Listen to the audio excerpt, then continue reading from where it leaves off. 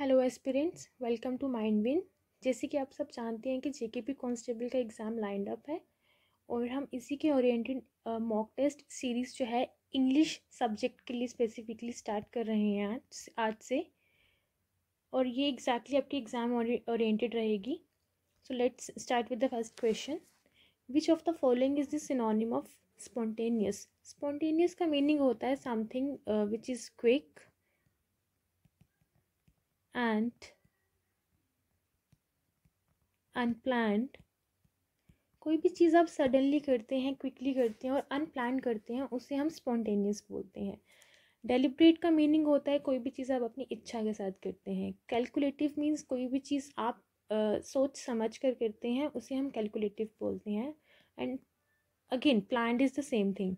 So the synonym of spontaneous is impulsive. Impulsive का meaning होता है कोई भी एक्ट सडनली किया हुआ और विदाउट मच थॉट के साथ कोई चीज़ करते हैं, उसे हम आप इम्पल्सिव बोलते हैं। So the synonym of spontaneous is impulsive. The next question is which of the following is the synonym of eerie? Eerie का मीनिंग होता है something which is strange and frightening at the same time. कोई भी चीज़ हमें बहुत strange लगे और भयावक लगे, उसे हम बोलते हैं eerie. So the meaning is strange and frightening. So इसका हमें सिनोनिम बताना है। So options goes like this. Comforting means कोई भी चीज़ हमें कंफर्ट प्रोवाइड करे, उसे हम कंफर्टिंग बोलते हैं। रीअश्योरिंग मीन्स कोई भी चीज़ हमें रीअश्योरेंस दे, कामनेस प्रोवाइड करे, उसे हम बोलते हैं रीअश्योरिंग। सूदिंग मीन्स कोई भी चीज़ जो हमें sense of calmness, composure provide करे, उसे हम सूदिंग बोलते हैं। And the synonym of eerie is creepy. Creepy का भी सेम मीनिंग होता है। कोई भी चीज़ हमें क्रीपी तब लगती है जब वो बहुत फ्राइटनिंग हो, स्ट्रेंज हो, उसे हम क्रीपी बोलते हैं। The next question is which of the following is the antonym of dastardly? Dastardly का हमें इंटोनिम बताना है। सो डास्टर्डली का मीनिंग होता है कि कोई भी हम स्पेसिफिकली इसको यूज़ करते हैं जब हम कोई एक ऐसा काम करते हैं, कावर्डली कोई काम करते हैं जिसमें हम करेज शो नहीं करते, ब्रेवरी शो नहीं करते, उसे हम बोलते हैं डास्टर्डली। सो इसका मीनिंग होता है cruel and lack of courage and कोई भी काम हम क्रुएलिटी के साथ करते हैं, ब्रेवरी के बिना करते हैं, उसे हम डास्टर्डली बोलते हैं। तो इसका इंटोनिम क्या आएगा? Cowardly again same. Malicious means something with bad intent. Nefarious again with something with bad intent. So these are the synonym of dastardly. हमें इंटोनियम बताना है noble. Noble which is जो noble means something. Noble means something with full of noble means something which is full of courage and bravery. So this is the antonym of dastardly. Moving on to the next question. Which of the following is the antonym of perpetrator?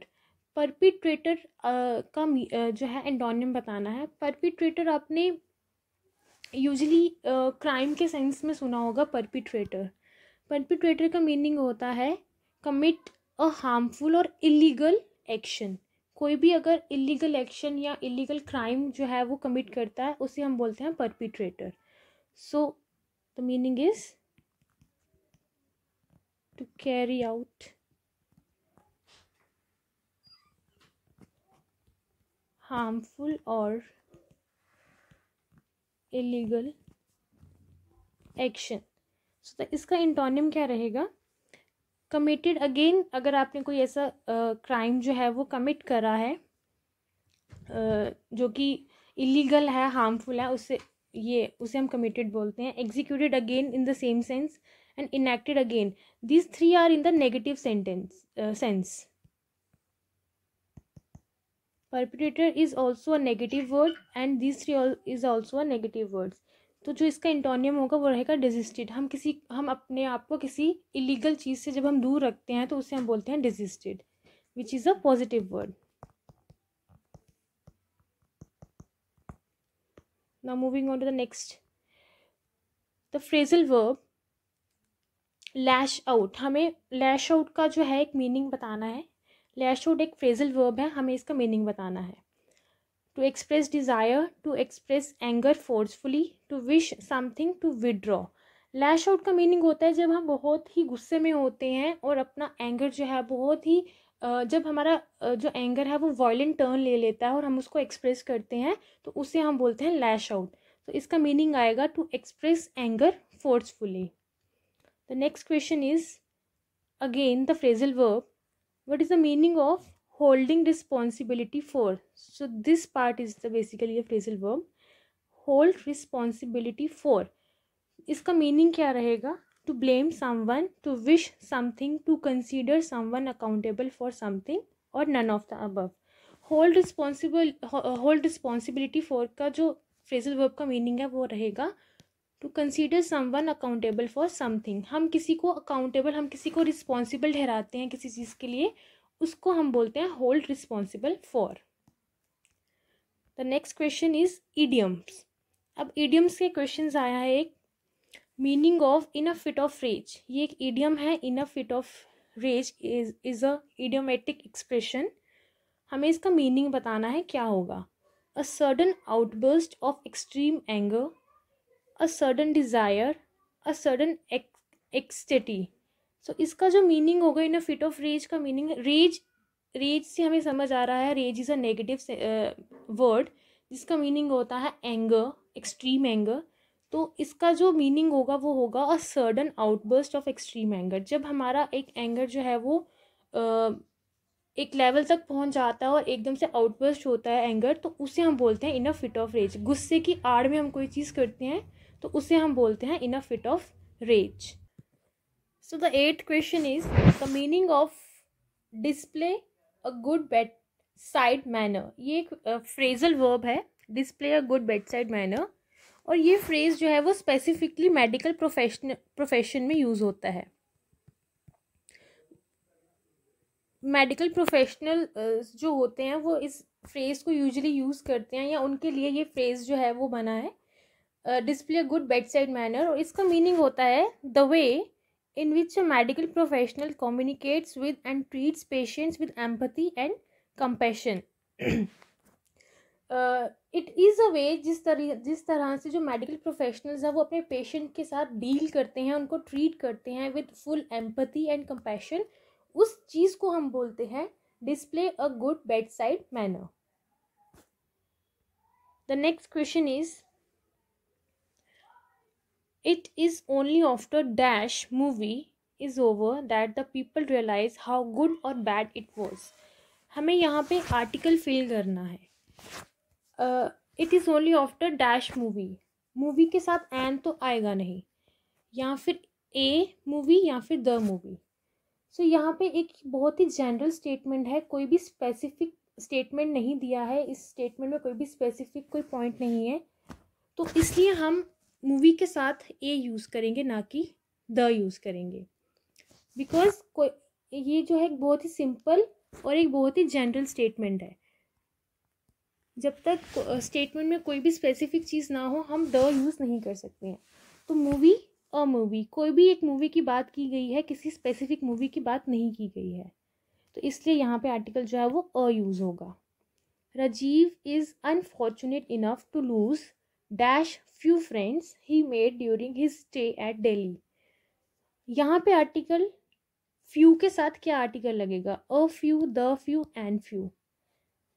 A few का meaning होता है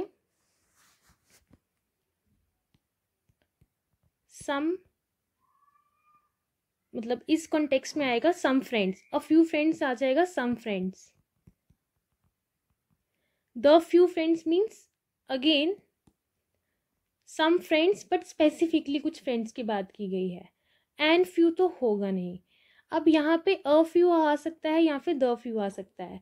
यहाँ पे statement में बोला है कि राजीव जो है बहुत अनफॉर्चुनेट है to lose dash few friends he made during his stay at Delhi. यहाँ स्पेसिफिकली बताया है कि वो फ्रेंड्स जो उसने अपने स्टे के दौरान बनाए थे जब वो दिल्ली में स्टे कर रहा था। तो स्पेसिफिकली कुछ दोस्तों की बात की गई है, तो इसलिए यहाँ पे आंसर जो होगा वो होगा द फ्यू।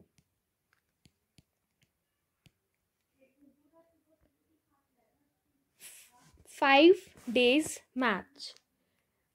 अब यहाँ पे हमें आर्टिकल जो है वो लगाना है। अ 5 days मैच, अ 5 day मैच। हमें बेसिकली ये एक हमें सेंटेंस दिया है, हमें इसको करेक्ट करना है और आर्टिकल लगा के। 5 days मैच का जो है ये सेंटेंस जो है वो इनकरेक्ट है,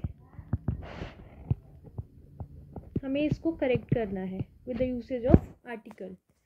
अ 5 days मैच, अ 5 day मैच, अ 5 day मैचेस और नो करेक्शन रिक्वायर्ड। ये सेंटेंस जो है वो रॉन्ग है, इसमें आर्टिकल की ज़रूरत है और इसमें आर्टिकल जो है वो नहीं है। तो इसमें जो इसका आंसर आएगा अ 5 day मैच। हम अ 5 days मैच नहीं लिख सकते, क्योंकि जो आर्टिकल है वो प्लूरल नाउन के साथ आएगा, और प्लूरल नाउन के साथ जब आर्टिकल आएगा तो उसका जो फोर्थ कमिंग नाउन होगा वो हम उसको सिंगुलर फॉर्म में लिखेंगे। तो इस केस में जो है वो गलत है। A 5 day match is absolutely correct statement. A 5 day match is also incorrect. The next is India is a developing country dash has a great cultural heritage. अब यहाँ ऑप्शंस में हमें दो प्रोनाउन दिए हैं। इंडिया के साथ कौन सा प्रोनाउन जाएगा? इंडिया जो है एक डेवलपिंग कंट्री है, dash has a great cultural heritage.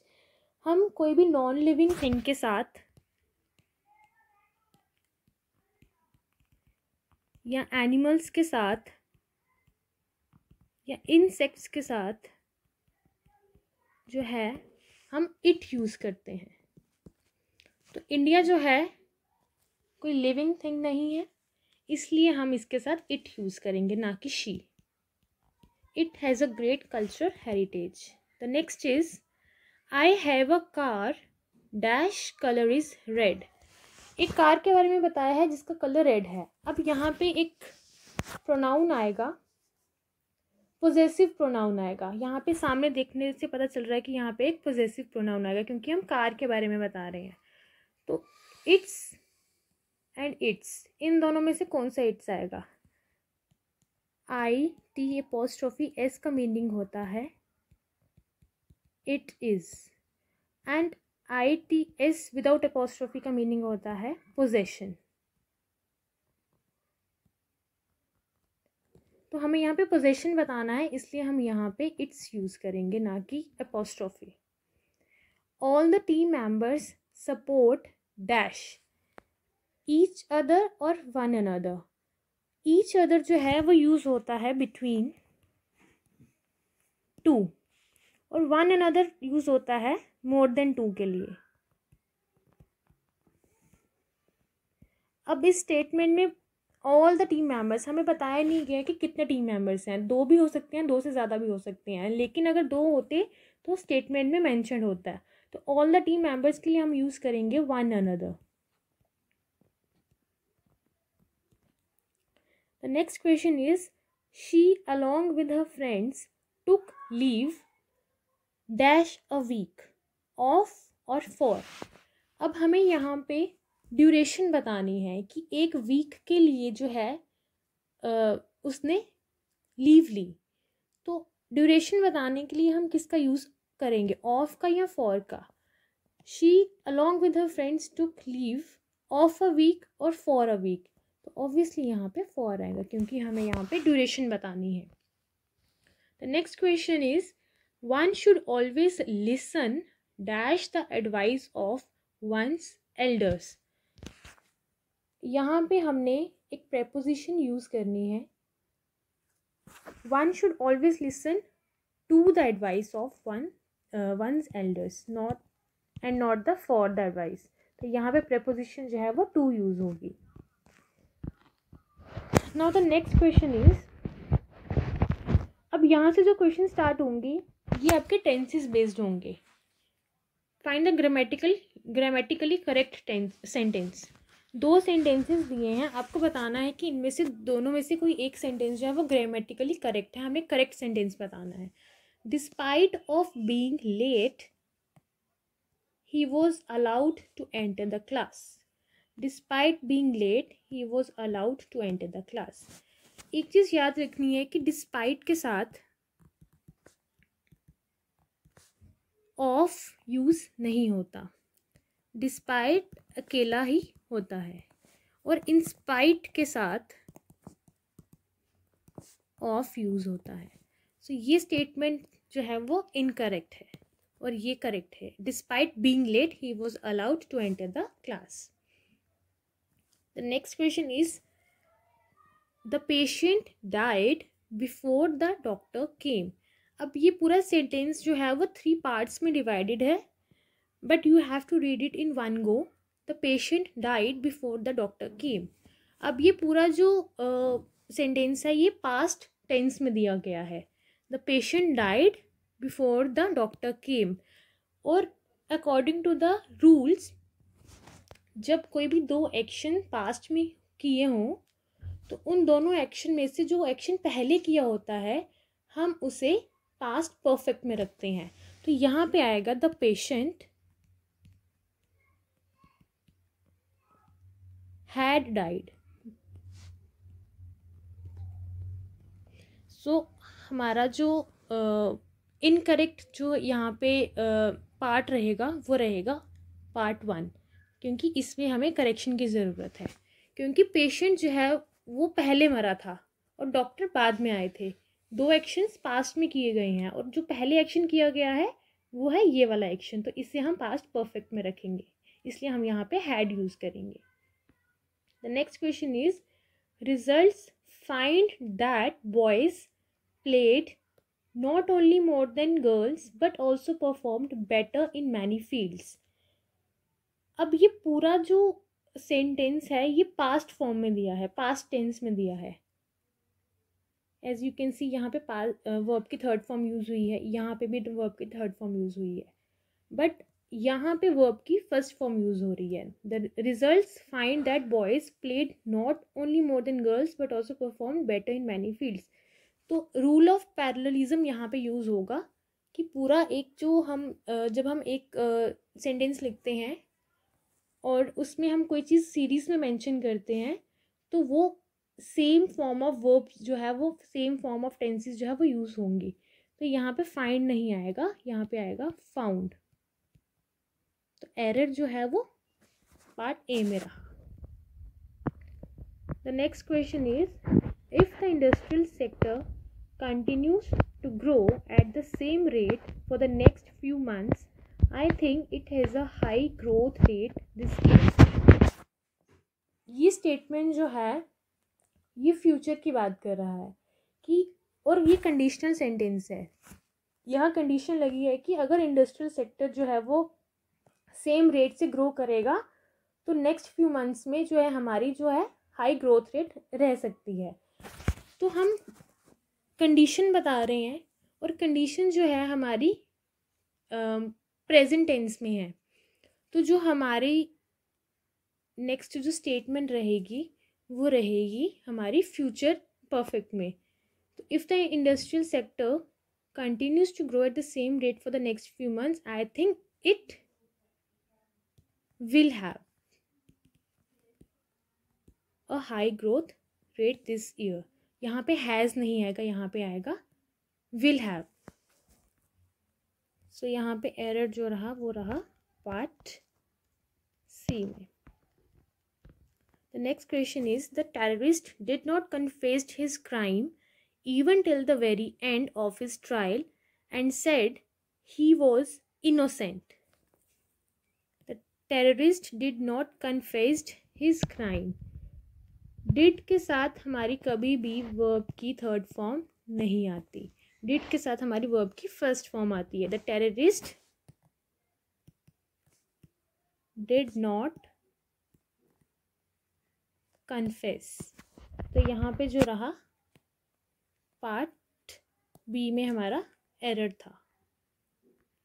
The next question is the principal announced in the school assembly that the school fees will be hiked from the beginning of the next academic session. Principal ने announced past tense में बताया गया है कि जो school की fees है वो हाइक की जाएगी from the beginning of next academic session. तो स्टेटमेंट जो है वो इनडायरेक्ट स्टेटमेंट दी गई है, तो यहाँ पे विल यूज़ नहीं होगा, यहाँ पे यूज़ होगा वुड, क्योंकि स्टेटमेंट जो है वो इनडायरेक्ट स्पीच में है। So with this we call it a day. अगर आपको हमारा मॉक टेस्ट सीरीज़ अच्छी लगी हो, प्रोडक्टिव लगी हो, तो प्लीज़ लाइक करना और कमेंट में ज़रूर बताना। और अगर आपने चैनल सब्सक्राइब नहीं किया तो then do like subscribe the channel. Thank you so much.